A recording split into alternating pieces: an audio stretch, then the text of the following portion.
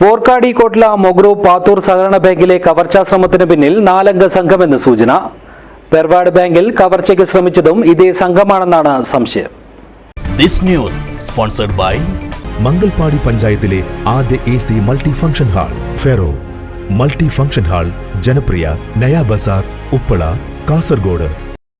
വോർക്കാടി പഞ്ചായത്തിലെ ദൈഗോളിയിൽ പ്രവർത്തിക്കുന്ന Kotler മൊഗ്രു Pathur service സഹകരണ ബാങ്കിൽ ശനിയാഴ്ച രാത്രിയിലുണ്ടായ കവർച്ചയ്ക്ക് പിന്നിൽ 4 അംഗ സംഘമെന്നാണ് സൂചന.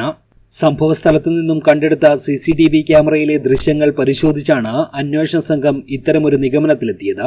കാറിലെത്തിയ 4 അംഗ സംഘം തിരിച്ചറിയാൻ കഴിയാത്ത വിധം മുഖം മറച്ചായിരുന്നു ബാങ്ക് കവർച്ചയ്ക്കെത്തിയത്. 3 പേർ മാത്രമായിരുന്നു ബാങ്കിനകത്ത് കയറി കവർച്ചയ്ക്ക് ശ്രമിച്ചത്. ശബ്ദം കേട്ട് ആരെങ്കിലും എത്തിയാൽ വിവരം നൽകുന്നതിനായി ഒരാൾ ബാങ്ക് കെട്ടിടത്തിന് സമീപത്ത് നിർത്തിയിട്ടിരുന്ന കാറിൽ ഇരിക്കുകയായിരുന്നുവെന്നാണ് സംശയം. ഫോറൻസിക് വിദഗ്ധർ ബാങ്കിനകത്തു നിന്നും ശേഖരിച്ച ഏതാനും വിരലടയാളങ്ങൾ പരിശോധിച്ചു വരികയാണ്.